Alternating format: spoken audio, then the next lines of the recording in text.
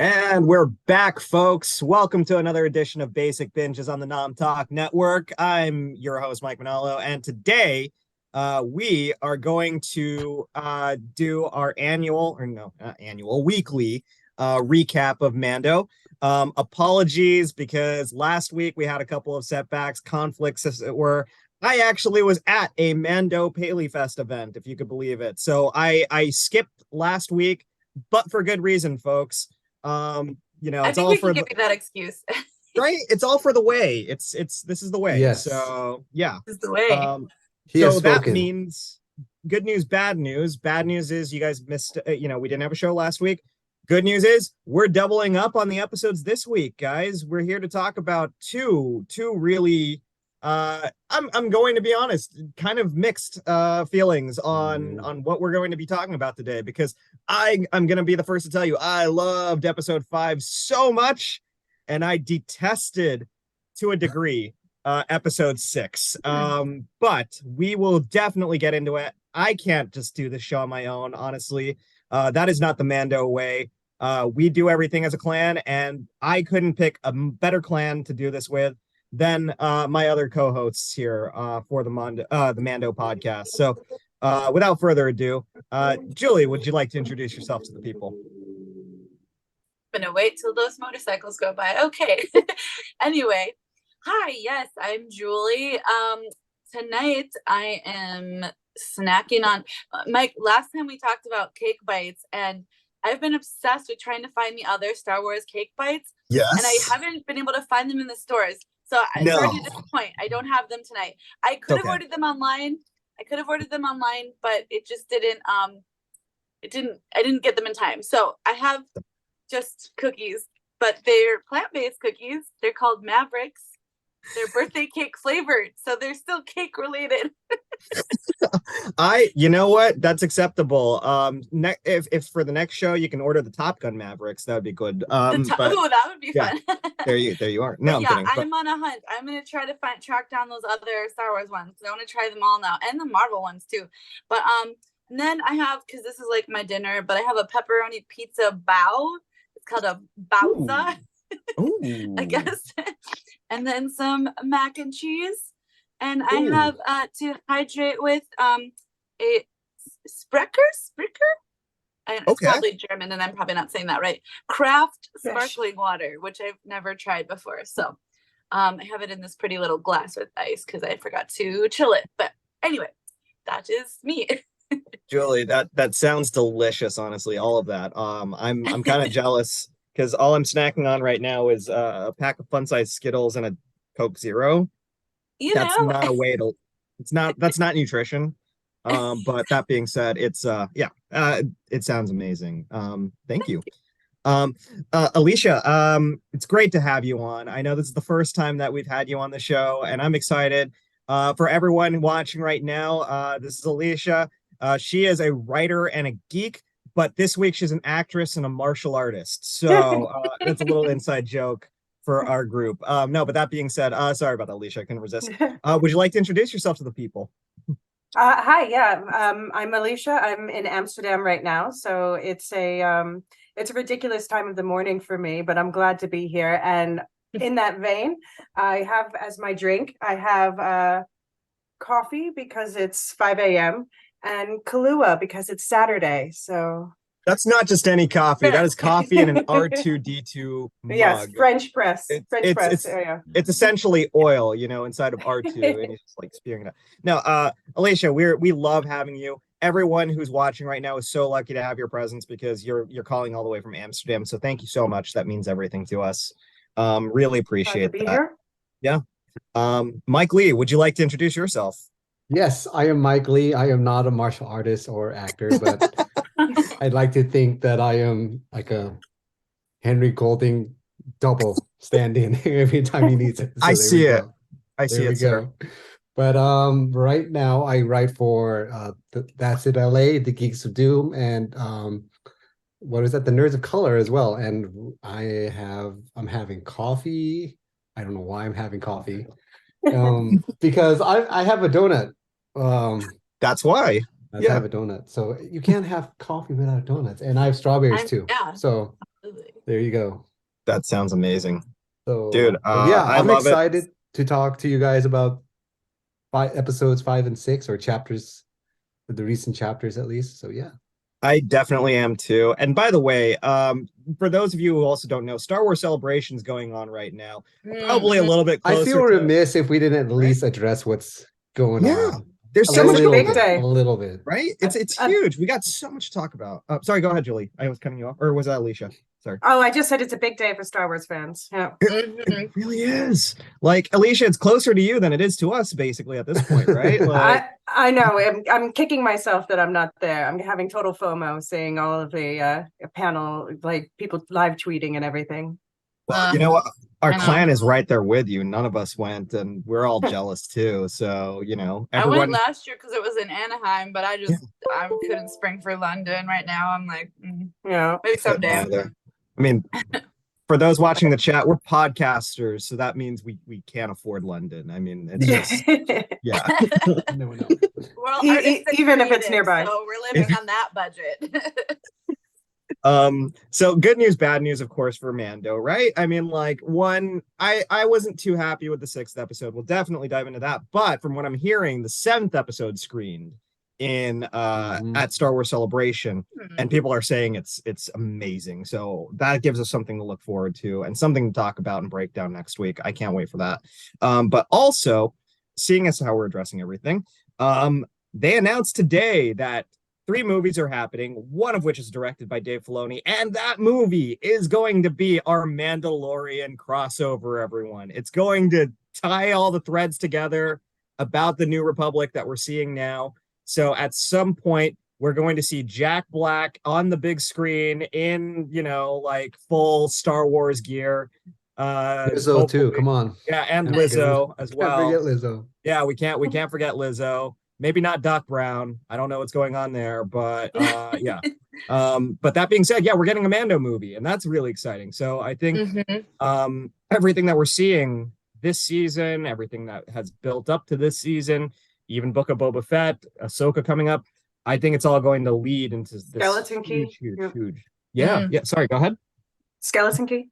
Skeleton Crew. That's right. Skeleton Crew, yeah. Yeah. That's I mean, like, not that I endorse this. I did see leak footage because I couldn't resist. And it's got a very Amblin feel to it. So I'm kind of looking forward to seeing what they do with that. And the director lineup is stacked for that one, by the way. But yeah. Any thoughts on the news that came out today? Like, all of this news? I'm most excited about the Dawn of the Jedi era that they've added to the timeline. Heck yeah. James Mangold behind the new Rey movie. So. If that's like that looks. I'm really stoked for that. I want to see her lead some Jedi. It's nice to see Daisy Ridley coming back, but at the same time, I'm like, you know what? Every single time the Jedi come up, the Sith also come up, because you can't have one without the other. Maybe you should just end it all. Like, I feel that's the lesson she's going to learn at the end of that movie. She's going to be like, F it. We no longer need to do this, guys. Screw it all. Well, I mean, I just make friends, just handshake, maybe. I mean, but a lot in a handshake. Done. A lot of the recent storytelling, though, has been about these, like, characters like Ahsoka and Grogu who say no to the Jedi bullshit, and that's maybe what we're gonna see. Hopefully, right? I mean, everyone on here is kind of in agreement about the fact that, like, the Jedi way sucks, right? Like, it's all self-righteous hypocrisy BS, right? Well, which is why Ahsoka left, like Elysia was saying. Any religion that tells you to eschew personal relationships is problematic in my book. Yeah. Well, I mean, that's the whole issue. I think that I would have with it is just that it is an organized religion. Like, I don't want to get into that conversation, but that's kind of like, but like, I do see the benefits of the Jedi stuff too. But yes, no, they definitely have some very shady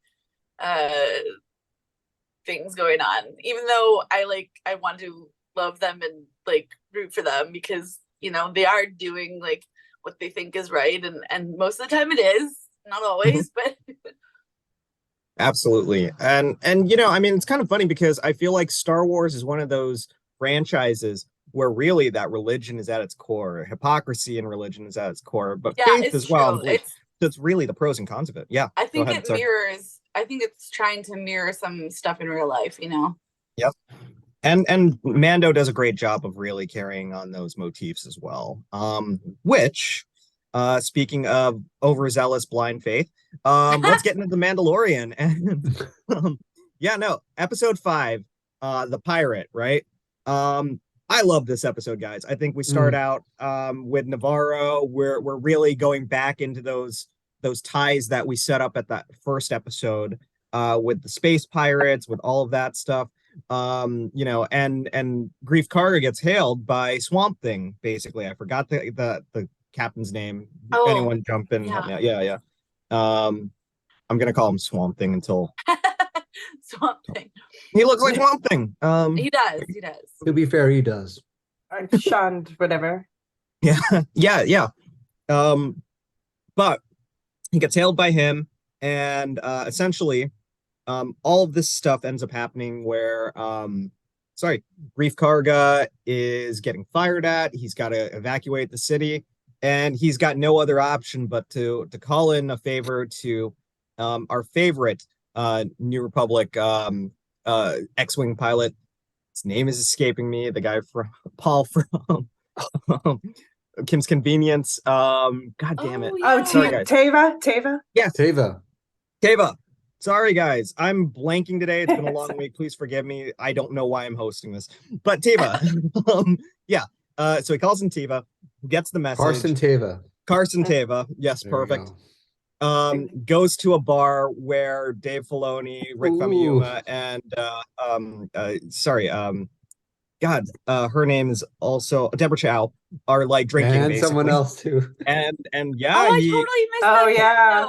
I totally missed that. they're sitting to his right, but then somebody else comes to his left. It is the greatest crowd-pleasing moment for every Rebels fan ever. Just seeing our favorite Zeb, you know, Steve Blum and Zeb Coming to in. What's going on too with what happened in Star Wars Celebrations with the confirmation of Ahsoka. Yeah, the return of the Rebels crew, guys. Yeah, Zeb, the cranky man, is back, and we love him to death. It's so great for us. Oh, and Cue Ball redeemed Hydrate, so thank you for that, Cue Ball. Yep. Yes. But yeah, and you know, we kind of get into this like, oh, the New Republic's not going to do anything about Navarro, you know. Zeb tells Carson Teva, and Carson Teva's like, well, we still got to try something anyways. So then he goes there. I'm going to pause there. I want to see what everybody thought about Zeb and their reactions when they first saw him. Round table, somebody go. But before we do as well, Cue Ball, one of our loyal listeners, redeemed You're So Punny for 300. And Elysia, since you're new, he has decided to pick on you. And as part of this, You're So Punny, you just have to do a little bit of a pun. For while you're hatching into it. Sorry. All right, I've got it ready. So what did Din say to Grogu the first time he put him on a scale? What? What'd you say? This is the way. This is the way. This is the way. I love it. That's awesome. Well done. That's nice. How was the initiation, by the way? You're good now. You're in officially because of that. No, that was great. But yeah, opening up the floor. What'd we think of Zeb? I screamed. I was like, that voice? Is that what I'm hearing? Really? Oh my gosh, that's amazing. As I've told you in the past, I've not watched the Clone Wars, so I wasn't familiar with the character before. But yeah, I thought he was great. Like, I'm just always excited when more new characters are introduced and they're like seem to be likable, and then yeah, it's cool to learn that they have like a whole history with the franchise and stuff. So yeah, like honestly, it's a great example of how to do a cameo, in my opinion. Not only were the effects great, but it's small enough that no one's going to be, like, oh, this is not a critical part of the show. If you recognize him, great. If you don't recognize him, that's fine too. Show can continue. It doesn't distract you. We're going to talk about bad examples of cameos later on, but this is a good example of a cameo. I disagree. Oh, fair enough. Fair enough. We're definitely going to get into it, Elysia. But I thought the Zeb cameo was perfect. I wasn't sure if it was Zeb specifically or if it was another Lasat character, even with Steve Blum's voice. But then at the end credits, it confirmed that it was Zeb, and I was like, yeah, oh my God, Rebels is coming back, guys. Julie, we definitely beg you and implore you, you got to watch Rebels. It's good I know, stuff. I know. Yes, Rebels, got it. Pilot episode is worth the watch. Trust me. Returning to Navarro, what did you guys think? Were you guys like, oh, good, we're finally getting resolution to this, or were you guys like, why are we here again? I was more of the latter. It's like, why are we here again? Yeah. Fair enough. Michael, go ahead, Elysia. Sorry. No, I've been happy all season, and I've also loved these last 2 episodes, but we'll get into the details. We'll definitely get into the details. Michael, as someone who was like, why are we here again? Did the rest of the episode end up justifying the reason to be there for you? Yeah, actually, just it closed out kind of that whole storyline. Well, not the whole storyline, but that kind of reasoning to be there and revisiting. It's like, okay, that makes sense. They're hanging around, and then they want to, take back the planet, I guess, or take back the city while they can. And what is that? Grief is looking for some help to, oust the pirates. So yeah, it made sense. But it's like we had to go back again, and then okay, we're back. So it makes sense. Yeah. Got it.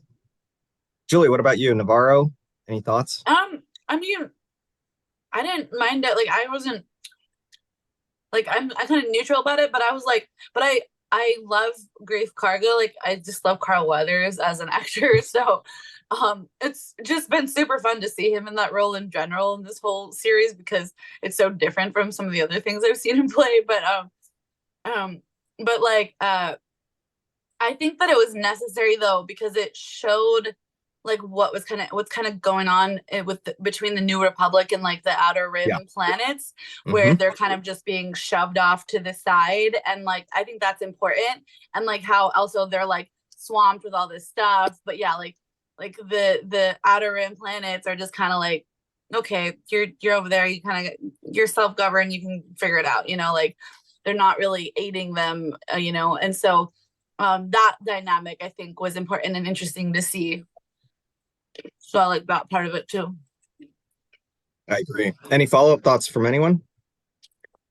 I think one thing I've been hearing a lot with the last 2 episodes is people complaining it's not moving the story forward. And for me, I kind of disagree more, because I think we've absolutely seen that, obviously the thrust of the season is taking back Mandalore. And these last 2 episodes have really lined that up for, I'm sure the last 2 episodes of the season are going to be absolute bangers. That's what I'm hoping for as well. And granted, I'm in the same boat as you, Elysia, for the most part. I've loved this season, with the exception of maybe I didn't care for the 3rd episode that much, and I didn't care for the 6th episode that much. And I realized in a short season, it sounds like I don't care for the season because of those. But for the most part, I've been happy with the story of really building up to the unification of Mandalore and the taking it back. But also, Bo-Katan, a person who questions her faith, finding her faith again, kind of countering the idea of Din sort of questioning his faith these past couple of years as well. So I really have been liking this season and what it's been doing for the Mandalorian lore. So I agree with you on that one as well. Just to point out something in the chat, Otaku Gakuto says bloated, disregarding, and essentially ineffectual our New Republic. And I think that that's also what this is like a series about bureaucracy, which doesn't sound exciting, but it is, like, especially for Andor fans, that spycraft stuff. We're seeing the rise of the First Order and why there was room for it to rise. Exactly. The other thing that I kind of love is that Star Wars, in and of itself, in addition to being about religion, is also about hypocrisy, you know, in a way. And I think we're seeing that here with the New Republic, very much so. You know, when Carson Teva takes this to Tim Meadows, I'm gonna call him Tim Meadows. It's Tim Meadows, and Tim Meadows says, "I'm gonna keep you here all day," and somebody tells him he's only gonna be able to keep him there till 4, and he's like, "I will keep you here till 4." Wait, no, sorry, wrong movie. That's Mean Girls. But Tim Meadows is there, and at the very minimum, he's ineffective, and it doesn't help that Elia Kane, who we at this point pretty much know that she's still working for Moff Gideon in some way, shape, or form, is kind of inserting herself and pivoting. Oh, you know, that's kind of crazy talk. We're not going to help these independent planets and everything like that. That hypocrisy is so much more highlighted here. You know, these are people that are, you know, anti the imperialists, anti, you know, the emperor and all that stuff. But they're also pretty much like, if you're not aligned with our way of thinking, if you're an independent, then we're not going to help you. That's essentially hypocrisy, you know. And it's very, I love that Mando is questioning that, because when we're watching the original Star Wars, we don't question the rebels. Sorry, I'm doing a lot of talking here. Opening up to any thoughts, questions? 100%. I was gonna kind of piggyback on what Elysia was saying earlier about how people don't think that it adds to the storyline or whatever, and I'm like, you do realize that Mandalorian from like season 1 has literally been all like side quests, right? Like it's a show of side quests. Now, granted, like, you know, usually the side quests are contributing in some way, but like, I don't know. I just, you know, Star Wars fans hard to please. We've talked about that before. Like, I think people are getting a little bit, you know, they are just getting harder to please audiences, just in my opinion. So even if you put out something that is more or less pretty good, there'll always be complaints, you know. I think it's the flood of content and just general dissatisfaction in the world right now. And TikTok. Well, yeah. I blame TikTok. Always blame TikTok. But yeah, so we're moving forward. You know, Carson Teva obviously is not going to get any help from the New Republic. Goes to Mandalore. Well, where the base camp that the Mandalorians have set up. Din, you know, Bo and the rest of Paz Vizsla, everybody, they're pretty much like, get the F out of here. We don't want you here, Blue. Now we got to relocate. Thanks a lot. And, you know, Carson Teva's like, hey, you know, just wanted to let you know your friend's going to die if you don't do anything. And Carson Teva is also kind of like, hey, you know, I let you off the hook before. Mando's like, yeah, I guess it's true. So Mando gives an impassioned speech about, you know, how this intervening could actually be good, beneficial for Mandalore in general. It would allow their kids to, I think the quote was, to actually play in the sunlight, you know, instead of hiding in the shadows like they have been for years. And then Paz Vizsla stands up, and you think that he's going to disagree, but Paz Vizsla ends up going like, no, we're doing this because this is the way. This is the way that of the Mandalores. And we're like, yeah, hell yeah. Yeah. And we get these amazing shots of them going back to Navarro, jumping out of the plane, all of that stuff. I'm going to stop there. What did you guys think of all of this? Of everything in the cave, of Carson Teva, you know, visiting these guys, Paz Vizsla, you know, all of that. Thoughts? Well, I mean, the R5 being a spy in there, and yet another reference to him being in the rebellion was everything for me. So that was pretty cool. The, you know, the leaky droid from the first Star Wars movie is having his glow up. It's been a good year for him for sure. Yeah. Anyone else? Julie, Mike? Yeah. Well, I mean, I loved all of that. Oh, sorry. What? No, go ahead. I loved all of that, all the sequences. Like, yeah, I mean, I love seeing the Mandalorians in action. Honestly, that's become one of my, I think, favorite things in the show, because they're just like so good at what they do. Are they invincible? No, but they have good strategy, and I mean, that Beskar armor, like, you know, it's pretty good. So like, they're essentially bulletproof, right? Yeah. Pretty much. So like, you know, it's pretty cool to see them like basically kick butt, like, you know. and just, you know, like I said, they're well executed plans. Like, I feel like there's other groups in the Star Wars universe that could have benefited from the Mandalorians' well executed plans, you know, like, yeah. So I enjoyed all of that sequence, like the fighting, the jetpacks, the, you know, it's like, even when like you think they're gonna get defeated, they're still like, now we got this. Like, bring in Team B. You know, Team B is back there. That, you know, got the armorer like with the hammer, and like, yeah, you know. So there's honestly nothing more breathtaking than seeing, you know, Bo-Katan's ship just hovering over a place, and then these Mandalorians just like, you know, dropping, and I'm like, oh, so cool, so cool, love it. Mike, you were gonna say something too. I was gonna say that this is pretty much what I've been kind of waiting for, because we've seen this kind of build up, in terms of seeing the Mandalorians kind of isolated and, you know, what was that, exiled of sorts, and now they've been repeatedly exiled to different planets, and now we get to see them kind of have their day in the sun, so to speak, because like they said, this is their chance. Now they can do this. So yeah, this has just been one giant build up to this point, and so yeah, it's just really cool. The action sequences, to Julie's point as well, have just been phenomenal. They show you, to your point, Michael, they really highlight what those Mandalorians can do and giving them their moment.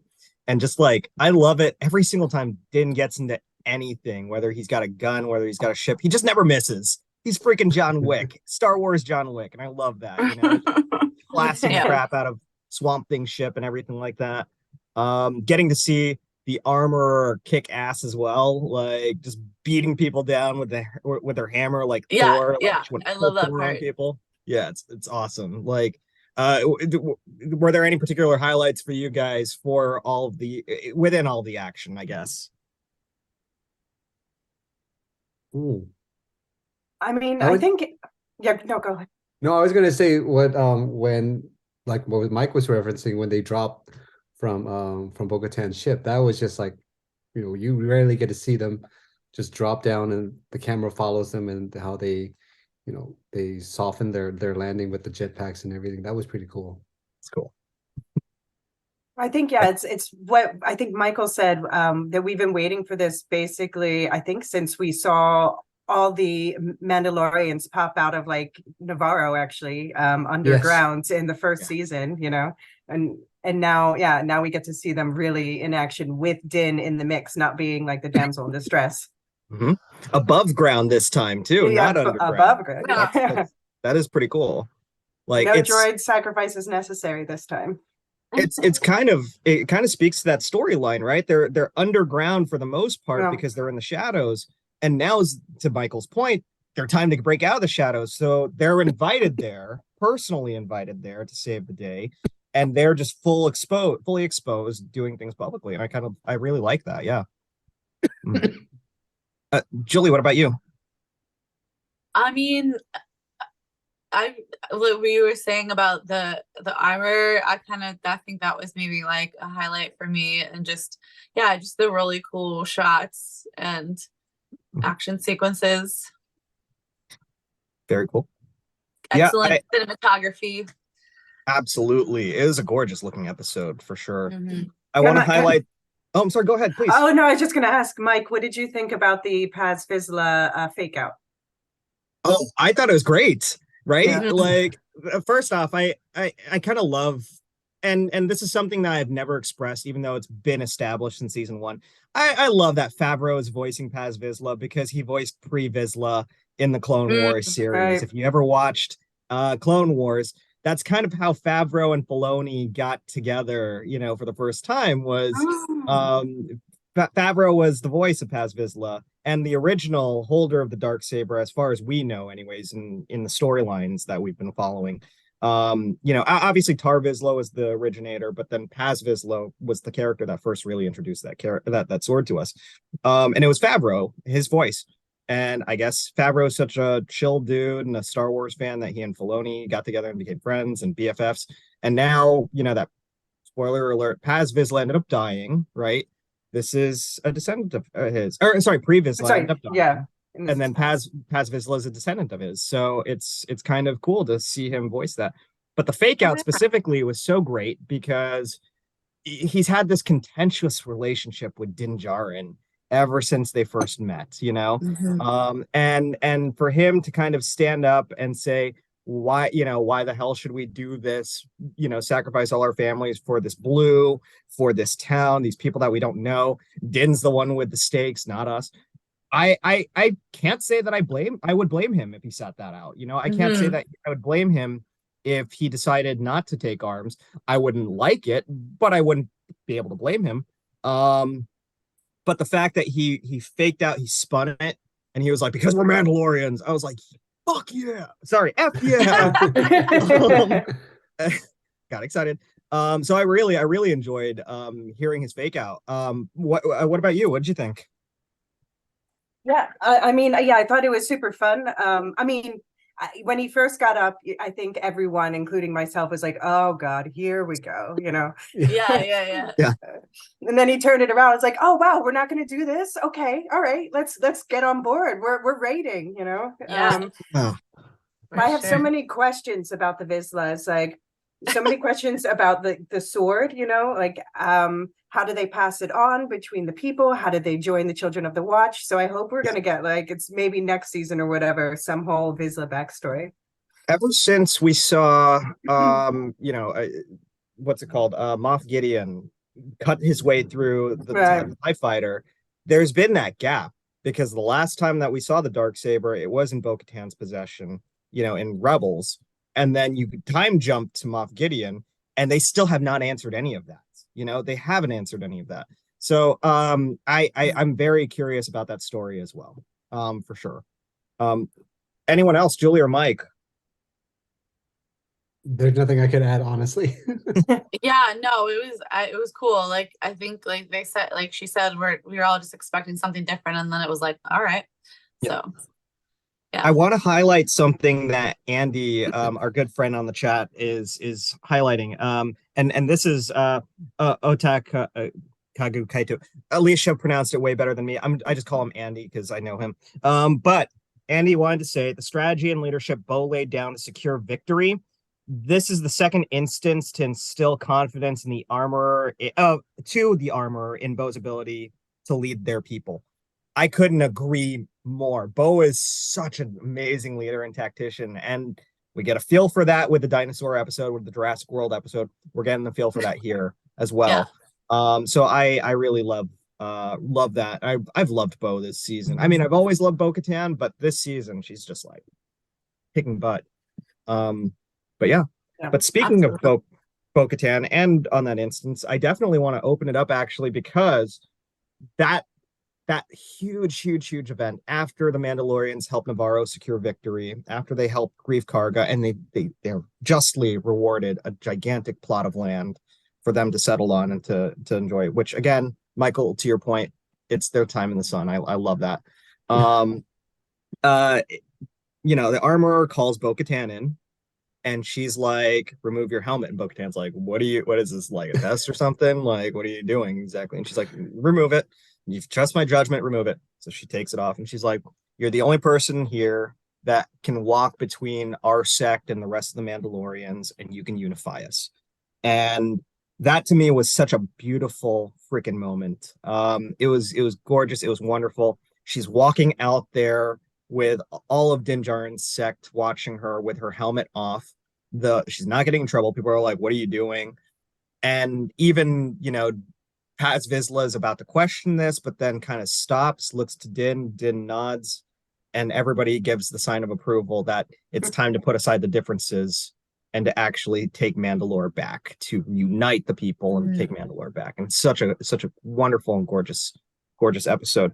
I'm going to pause there and just say, what did you guys think of all of that? I was like really nervous when she told her to take her helmet off, because you could sense her nervousness too, because she was like, but wait, I just accepted myself back into the way, you know, and like I've been doing this now for a little bit, and like why would you? And I still wasn't really sure what the armor was getting at, like what the end game of that was, but then, you know, she kind of explained it. And so what I took that to mean is that, you know, if she goes to these other sects or clans or whatever with her helmet off, because a lot of them leave their helmet off, then she'll be a better ambassador, because they'll be able to see that she's kind of one of them too. So I guess that's what I took it as. But yeah, at first I was like, is she trying to like play Bo-Katan in some way? But I don't think the armor would do that. But I was like, yeah. So I was a little nervous, but yeah, it was cool. And it was a very cool scene, like you said, at the end when she walked through all the Mandalorians. Like, you know, there was like you could feel the tension, but then they all accepted it, and it was cool. I mean, it would have been hilarious if the armor was like, take off your helmet, and then she does, and she's like, I didn't say Simon Says, get out! Yeah, gotcha.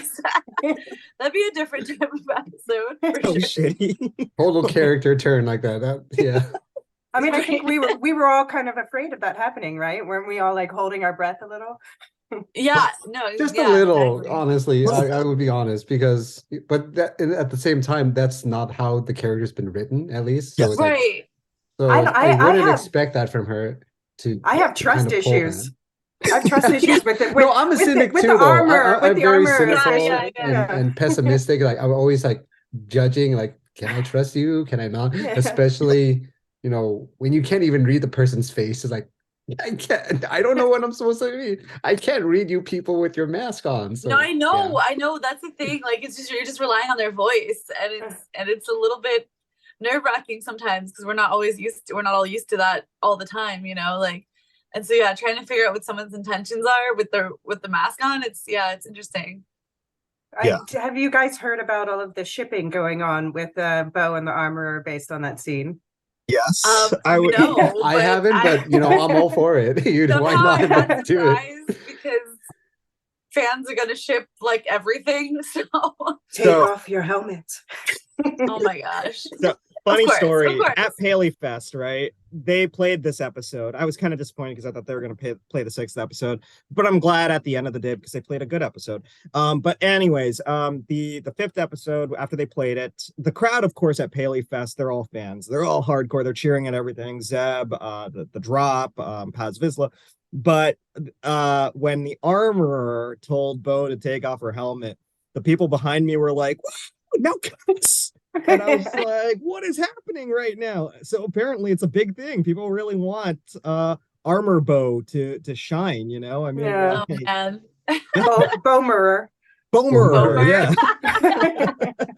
Oh my gosh, that's so funny. Oh man. Yeah. Why not? Emily Swallow's great, you know. I mean, Katie Sackhoff's great. You know, they'd make a hot couple. I guess the only people against it are the ones who are shipping Bo and Din. To be honest, I either like Din armorer just on herself as, you know, her own Bo boss. I'm for it all.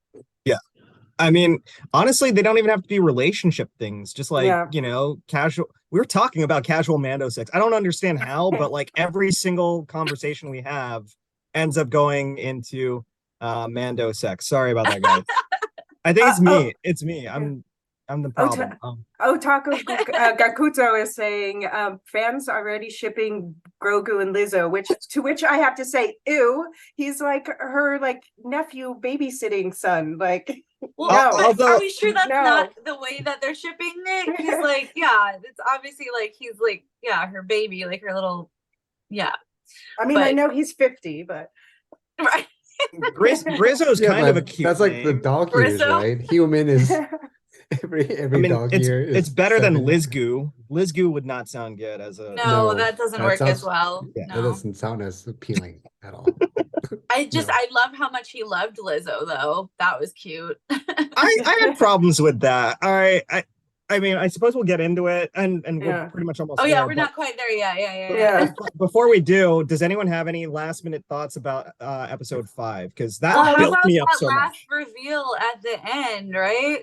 Oh yeah, we didn't get to that. I'm sorry. Thank you so much, Julie. This is because that's what I was wanting to talk about, because that was the part where I was like, ooh. Thank you. Yes, I almost forgot the episode didn't end with Bo going off to find other Mandalorians. It ended with a reveal that Moff Gideon, as expected by Carson Teva, did not make it to a cell. He was, you know, his transport ship was destroyed, and you know, got open.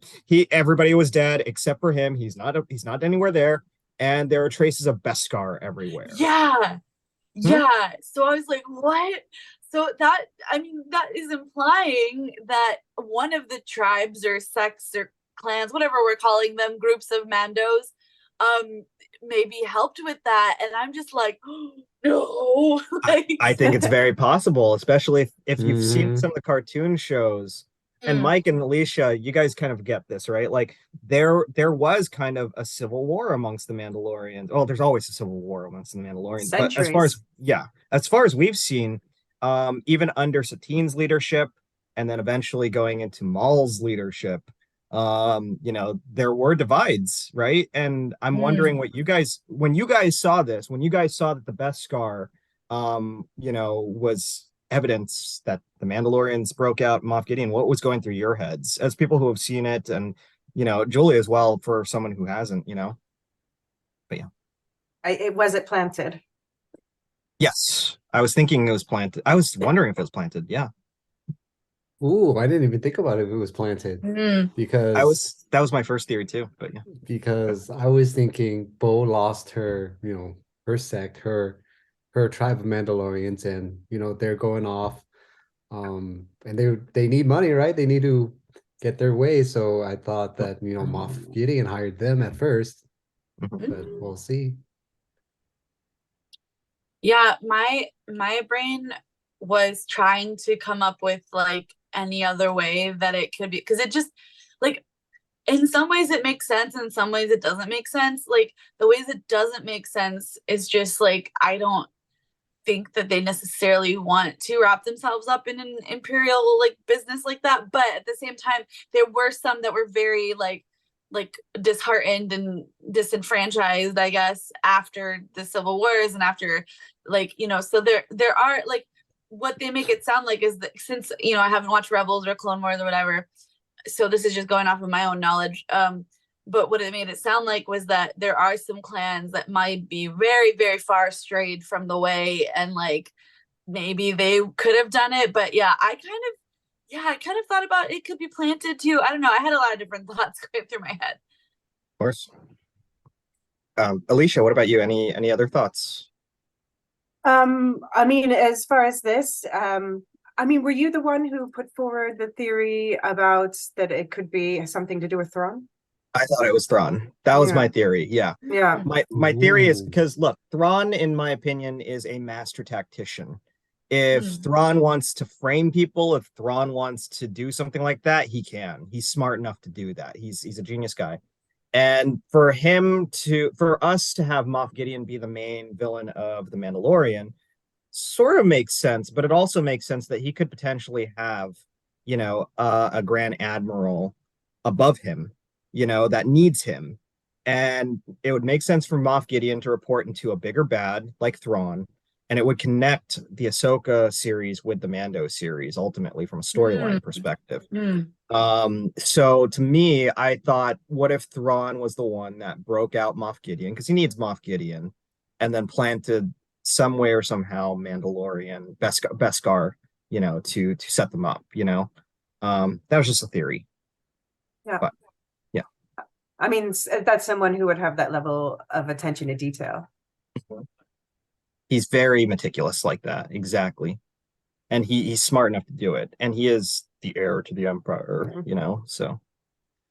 But the other theory is that if it is truly a Mandalorian that broke him out, somebody similar to, I know he's no longer alive, but like Gar Saxon was someone who was very, loyal to Darth Maul, and in that civil war between people who were loyal to Satine and Bo-Katan, and then people who were loyal to Maul, somebody who wanted to revert back to the ways of how Maul had things might, do something like that. Might break out Moff Gideon. But Moff Gideon and Maul, the Empire and Maul, didn't really see eye to eye or anything like that. So I don't know. I feel like Thrawn is potentially, that's my theory. But yeah. Can I bring up one thing from the back to the Bo scene where she's taking off? Did you guys notice the look that they cut to when the armorer told the group that Bo can walk both ways? You notice they cut to Grogu and he gave a look at that? So I'm wondering if they're setting up, Grogu to be that middle path, not Jedi, not Mandalorian. I love that idea. I didn't catch that actually. But it makes sense and I would be open to it, I would love the idea that there is a path between the Jedi and the Mandalorians, ever going back even to Tar Vizsla, right? But yeah, no, I didn't catch that. That's a great catch, Yeah. Thoughts on that? Anyone else? I would want to say that there's no wasted shots. So to Alicia's point, they had to have put that shot there for some purpose. At least. Yeah.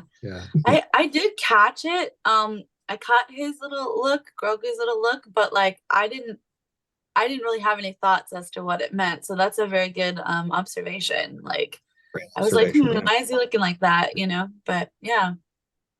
It's really got me thinking about theories now. I'm kind of like, yeah, that's a great catch. All right. Did anyone have anything else that they wanted to say about episode 5? Okay. Episode 5 really hyped me up, guys. I was so really looking forward to, seeing Bo-Katan just go out there and recruit her old clans back and everything. And we get that in episode 6. But and I'm saying it like that because we get that, and that part I like, but we have to wade through this whole like robot droid thing that I'm like, why is this here? Live action Clone Wars. It's a hard-boiled like crime mystery sort of. It's Law and Order, right? Yeah. And I actually liked it. I mean, I liked it too. Actually, yeah. I enjoyed it. I know not everybody liked the episode, but I had fun. It was entertaining for me. It was one of those episodes, like I was saying, it was a side quest episode. It was like it was just fun to watch for me. So. That's fair. Yeah, I'm glad that everyone here liked it except for me. But no. Yeah, overall thoughts. I mean, there's a fair amount of people that have said they did not like it, but I definitely had issues with it myself. Like, okay, one of the silly issues. Forgive me for saying this, but Grogu's hanging out with Lizzo the whole time, right? We got Grizzo going on and everything like that. What the hell happened to wherever he goes, I go, or wherever I go, he goes, like why? I mean, he just met these people. He just met Bowser and Lizzo. He doesn't know if they're loyal to the freaking, Moff Gideon or anything like that. I mean, like, what if they wanted to kill Grogu? Yeah, one of them was an Imperial. I think here's my thoughts on that. So I think that he's being like the dad that needs to like trust his kid, and like I think he trusts Grogu's judgment.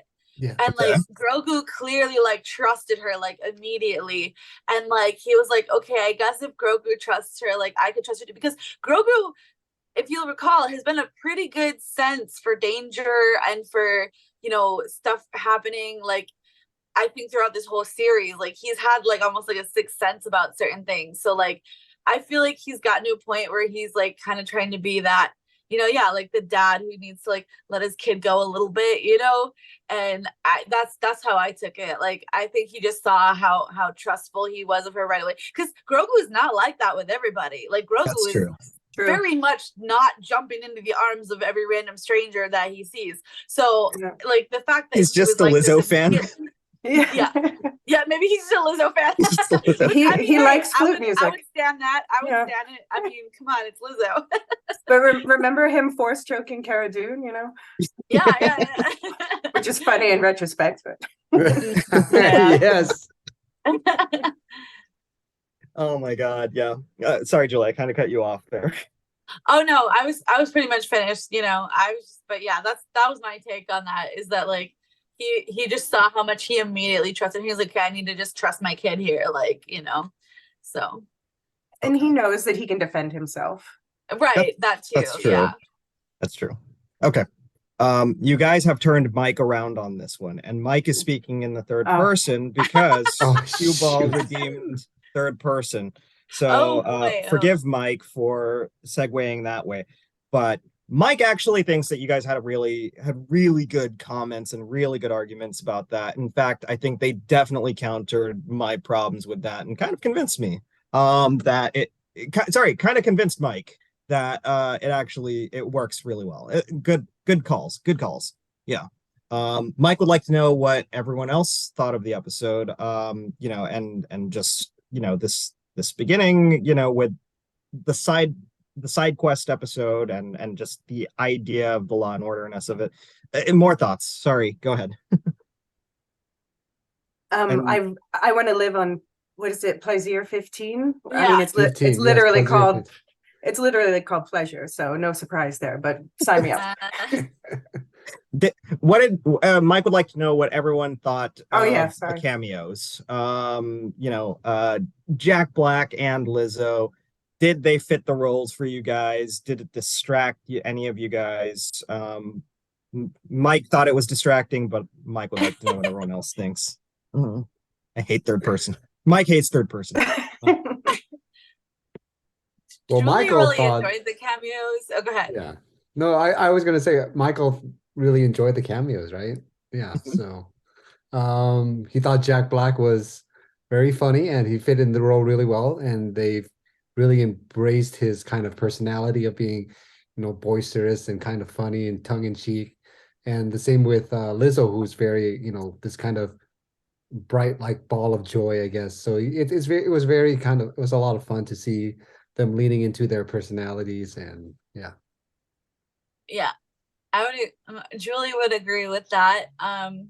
Julie really enjoyed all of the cameos. I mean, these are all actors that I love. I mean, I've never actually seen Lizzo act. I know some people had thoughts about her acting, but I personally think that Julie personally thinks that Lizzo didn't need to do anything other than show up and be Lizzo, because they literally wrote that role for her. That is Julie's personal opinion on that. And it was just super fun and super her personality, and it was what it needed to be. It was exactly what it needed to be. And I liked her chemistry with Jack Black. I thought that was fun. There are a couple who Julie would never have thought to pair it together, but I think it worked. Julie thinks it worked. Oh my gosh, the third person. Okay. Julie thinks it really worked. So yeah, and Christopher Lloyd, oh my gosh, I mean, who doesn't love him? So and to the note of what we were saying earlier, I think you need a couple of just fun episodes, a little bit of nonsense throw there, a little bit of a theme. You were talking about the Law and Order theme. I think every good show that has more than a few seasons, at some point you kind of throw in some of these themed episodes. For instance, Supernatural had a CSI themed episode. So I was just thinking along the lines of that. Julie was thinking along the lines of that. Yeah. Third person's brutal. I know, it's so hard. Elysia agrees, and Elysia thinks that it was camp. Well, Elysia thought first of all that the Christopher Lloyd cameo was blended pretty seamlessly. The Lizzo and Jack Black cameos were a bit campy, but that's kind of a lot of the best Star Wars is high camp. So Elysia loved that, and Elysia also thinks that a lot of people call this a filler episode or side quests, but there were a lot of callbacks too, and and also setting up how Din and Bo work together, how their skills complement each other. And we have Otaku Kakuto. He again mentioned Din's distrust of battle droids was a great callback, which is we see him kind of processing this trauma that he still has there, where he only trusts 2 droids basically, and and he did the whole Boston Dynamic kicking thing. That was fun. Yeah. Mike agrees, but Mike also wants to pose the question: did it need to be Jack Black or Lizzo? Could it have been random actors that weren't Jack Black or Lizzo to play this role?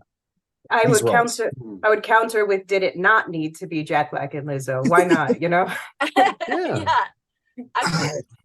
Yeah. Are we still third person? I don't know. Sorry, Mike doesn't know. Producer Stephanie will tell Mike if it's clear. Yeah, I think we usually That being get a said, notification, but all right. since there's no notification, Mike thinks it's probably still third person time. Okay. Mike would like Julie to go ahead. Julie agrees with Elysia because why not? Like, why not? Here's the thing, like it could have. Okay, we're clear. Could have been. We're clear. I don't know if We're Julie thinks. Wait, we're good now. We're good now. Yeah, go. Okay, I think that. Okay. Here's the thing. I don't think it necessarily could have been anybody. There's definitely other actors I could have seen in those roles, but I like to see what those two bring to the role. Like, why not? Like, that's actually really fun. So, like I said, I don't think it could have been anybody. Maybe a few other people, but like, no. Like, I want to see those two in the Star Wars universe. That's just fun. I wouldn't mind seeing them in the Star Wars universe, but some of the best cameos I think Star Wars had were the ones that were very unassuming, in my opinion. Like John Leguizamo, his character in the first episode of the second season, you didn't know it was John Leguizamo, and he was covered in this makeup because he's part of this world, and I kind of love that. Simon Pegg in The Force Awakens, you couldn't tell it was Simon Pegg at all. Sometimes I feel like when it's a recognizable face outside of the character, and in this case, you know, it is an actor that's hired explicitly to play this character, but it's hard because I think our biases of who Jack Black and Lizzo are kind of my biases. I shouldn't say my biases, unfortunately, kind of tainted this perception of these characters. I didn't see these characters. I saw Jack Black and Lizzo, and that's why I was kind of distracted by it. I thought Christopher Lloyd blended seamlessly. It was a good role for him. I just wish they did more with his character because I did all this stuff. Okay, bye, and then like leaves, and it's like I thought that was a little weird too. His exit was sort of like anticlimactic. Yeah, you were like, okay, he's just gonna go on. Like, okay. Yeah, he was like, Dooku was my boyfriend and you guys screwed him over, so I'm gonna screw all you over. And then I would have been like, yeah, okay, that's awesome, that works. Right. Did you notice he almost name checked Anakin when right before, and I think that's what triggered that's what triggered Bo to like zap him, you know. He was like, Dooku was cut short by was it Jedi? And then, you know, he's about to say Anakin. Yeah. And then Bo was like, no, don't talk about him like that. We don't talk about Anakin. Yeah, we don't talk about Anakin. No. Right. No. I really hope Christopher Lloyd comes back though. He's such an underrated and good actor, and he fits perfectly in Star Wars. Yeah. And I just feel like we haven't seen him in much for a while, and like it's just so fun to see him in this universe, and like, you know, he's a great actor, and I agree. I mean, for as much as I complain about this episode, I will have to give Mandalorian credit for this. If you think that something's pointless, there's usually a point to it later on. Yeah. And you just have to let it play out. So I'm kind of like, I'm being very hypocritical here. I'm being very Jedi here. In saying that, like, hey, you know, I'm complaining about people who are complaining that it's not moving, you know, quick enough and there's no point to a lot of this stuff, but then the point ends up coming over and I'm kind of like, wait guys, you got to wait for that point. I'm the one that's here going like, what was the point of that? So I do apologize for my Jedi-ness. Yeah, I compare it to like the breakout episode on that prison in earlier season 1. Was that the Migs Mayfield episode or yeah. So okay, that's what it kind of felt like, outside of the main story, but still had some sort of purpose that will lead to something eventually. But I liked it just as much as this episode in terms of the filler. That's very true. Like the second time we see Migs Mayfield, it's such a powerful episode actually, and we couldn't have that impact if we didn't have that first episode, you know, the prison breakout episode. But any other general thoughts on 6? Oh wait, sorry, I guess we kind of breezed through the robot plot. Was there anything about the robot plot that you guys wanted to highlight before I move on to what I consider to be the meat of the episode, the last third? But yeah. Just the way that like the whole, you know, it was like a side quest as you say, but it had a purpose though, a story purpose, in that we see, for instance, when we're dealing with the royalty, you know, Bo is very natural in that setting, you know, but Then when we go down to talk to the Ugnaughts, Bo just is like tripping over her own tongue, sticking her foot in her mouth. And then Din's the one who stepped forward. And he's like, I have spoken. I know how these people talk and how to deal with them. And it just shows like, maybe it's not one or the other who needs to be the leader, but maybe like the three of them together need to be writing the mythosaur at the end of this. Yeah, I would love that. That'd be like, awesome. Bo the armorer, and Din, like in a three-way kind of situation. Well, I was thinking Grogu, but yeah, I'm all for the polyamorous. Menage a trois. Yeah. Bo's like, Bo-Katan can do whatever Menage she a wants. helmet. She walks in both worlds. No, I mean, that was definitely bi-coded. Yeah, that's definitely bi-coded. Sorry, couldn't resist. But yeah, I like the whole good cop, bad cop. I know these streets. I know how to talk to these people. So it was a lot of fun. And when it was a nice little throwback to Queel too, you know, like because I think we all loved Queel as a character, and it was just like we haven't seen his race, the Ugnaughts, since then, I don't think. And so the Mr. Smee guy from the pirate episode was an Ugnaught, but that was it. He was a bad Ugnaught. Yeah, I guess I didn't realize that, but that makes sense. It was a tall Ugnaught.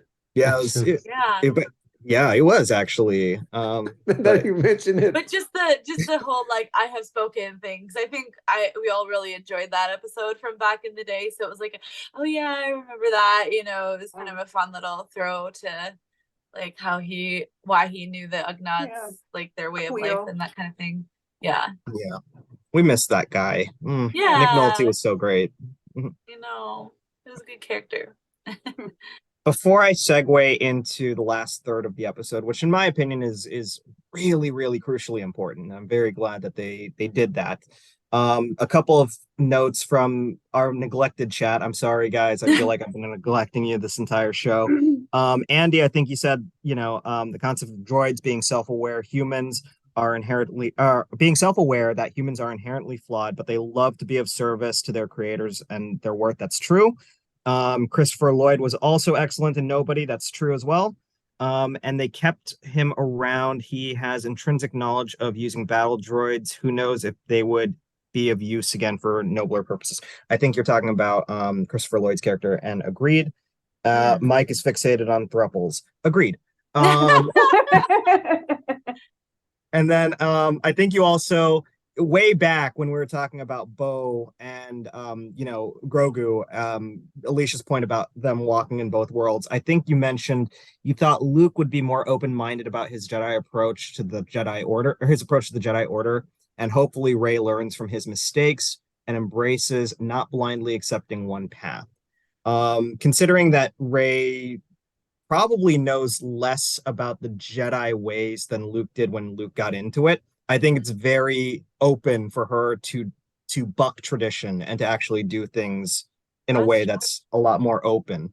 So I think that's very possible too. But yes, thank you for your great thoughts, guys.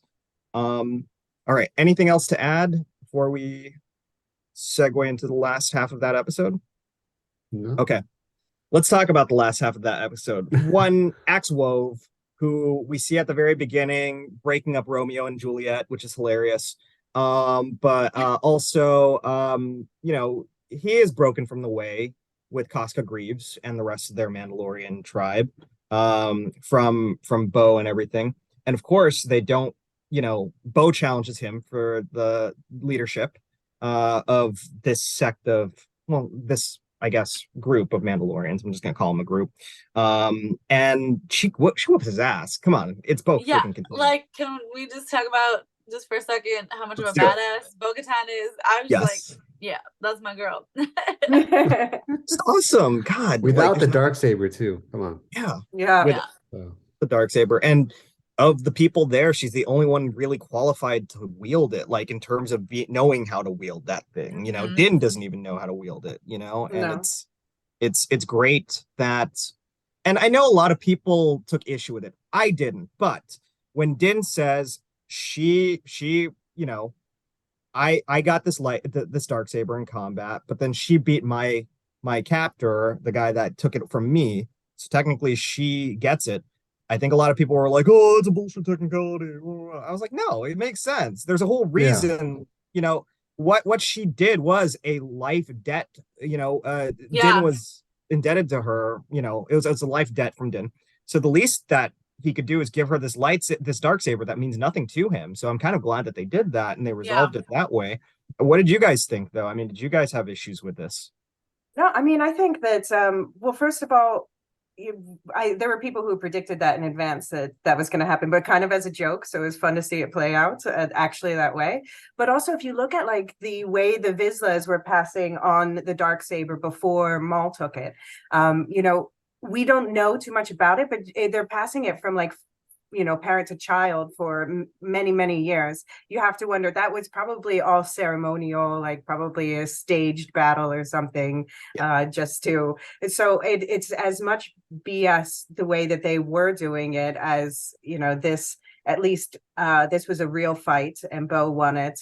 But you do notice that, this Night Owl group, they still look skeptical. Yes, they do.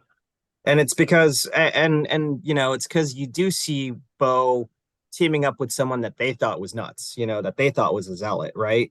And it's sort of like, hey, has she become a zealot? Like, we don't believe in any of this hardcore stuff, which is weird because these are the Night Owls are really kind of children of the Watch, if you think about it. But yeah, it's definitely a little bit of mistrust, but I think that that's the challenge that Bo has to really conquer, is getting these people to trust her. How is that going to happen? It's going to be an uphill battle. Not everyone's going to like that, but but yeah, Mike, what about you? Did you have any thoughts on how this all played out? No, I actually, I prefer it this way because if here's what I think. If it happened any other way, it probably wouldn't would live up to our expectations, I guess, because they have to fight it out. Really, they're gonna that kind of defeats the purpose of the dynamics that they've been creating or working so hard to create, just to kind of have to fight it out. So I think it was great that they kind of reference back into the earlier episodes of, oh, that creature defeated me, and then she defeated the creature, so that's why she gets to keep it. So it made sense to me.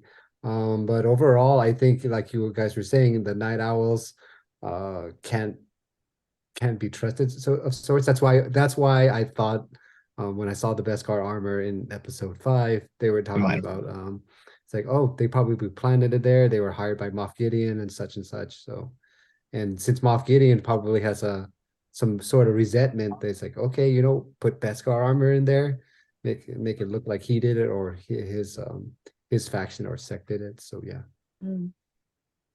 I mean, so go ahead, please. I was to say, how cool was it that she defended Din? I think this shows why it's good that she took off the helmet, because they wouldn't have trusted her otherwise. But then, the way she sticks up for Din was really satisfying for me. And that's really what the armorer wanted to make sure of, right? Like that she could take off her helmet to blend in with the rest of the Mandalorians that don't walk away.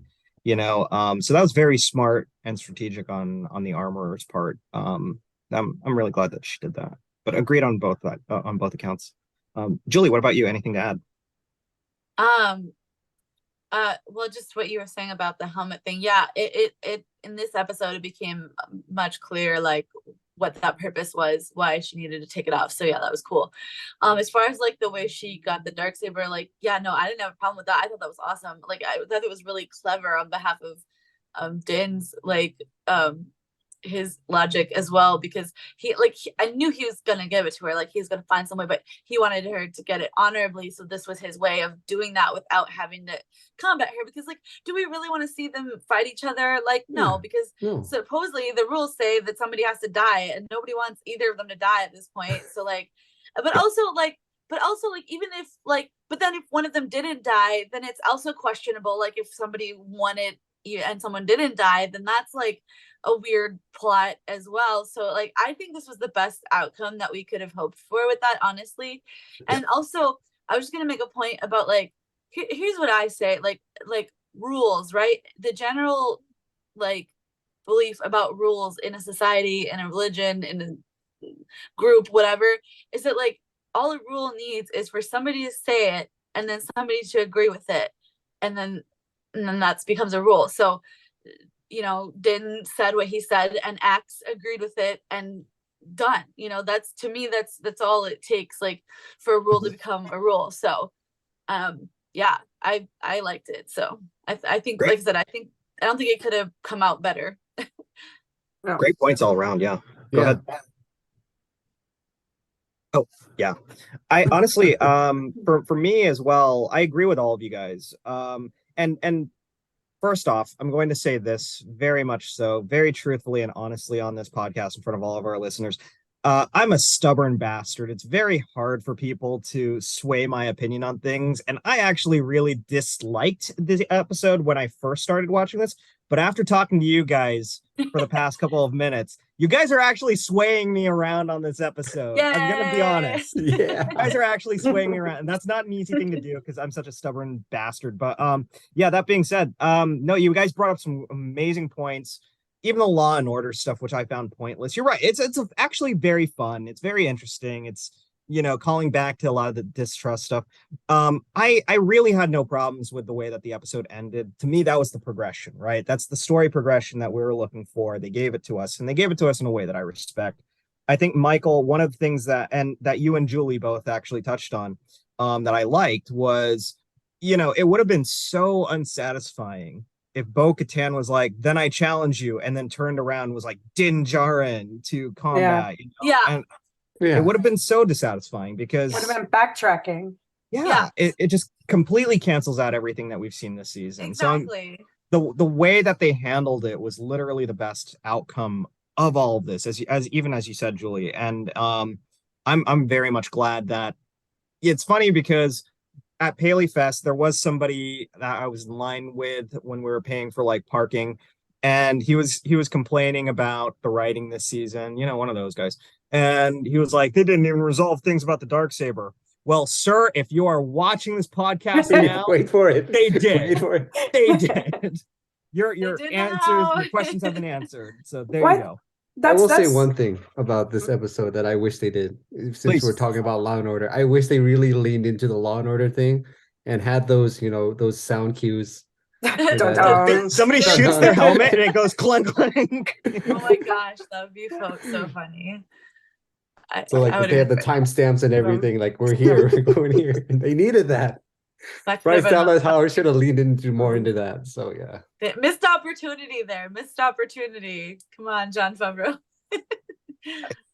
Yeah. In the New Republic, people are represented. Yeah, see, they could have done those intros too. Right. Yeah. Next season. Next season Yeah, for yeah. sure.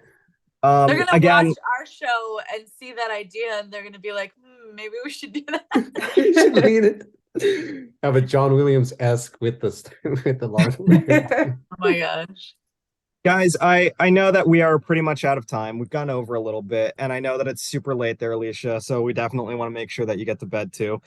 Before we do, there's a couple of people that I do want to address on the chat because, again, I've been super neglectful in representing them. Cue Ball, you had a poll earlier that none of us were able to answer, and I apologize for that. It was about whether or not we would align with the light side or the dark side of the Force if we were Force-sensitive Jedi. And I would say the gray side. I would honestly, I don't like the light side. I think it's very hypocritical, self-righteous when you look at the Jedi Council and how they ejected Ahsoka, for example. All of this arrogance that they were so arrogant that they couldn't even see the wolf in sheep's clothing in front of them for decades in Palpatine. That's kind of the negativity of the light side, and then of course the dark side's just backcrap crazy. Yeah, so I'd go gray, just to answer your question. Anyone else want to chime in on that? Yeah, seconded. My two favorite characters are Ventress and Ahsoka, and these are characters who started on opposite sides but both left, you know, those dogmas and said, no, I'm going to find my own path. Yeah, I think, well, if I could only choose light or dark, I would choose light because that's my personality. But if I could choose gray, that would be the option for sure. Because yeah, I've never subscribed to people who are like you said, overzealous and stuff. So yeah, seeing like how not all religions, but like the religions that play out in Star Wars, I would rather walk the gray, but if I were to pick one or the other, which one offers the better healthcare? I mean, it looks like Empire offers the better healthcare. I don't know. Did you see That's how they Palpatine's get you. face? He's like, he is healthcare, and his face is still messed up. So yeah, so I mean, you get cloned too, so at least you can continuously living on and such. But yeah, whoever offers a better healthcare, I'll go for that anytime. Jedi do heal, right?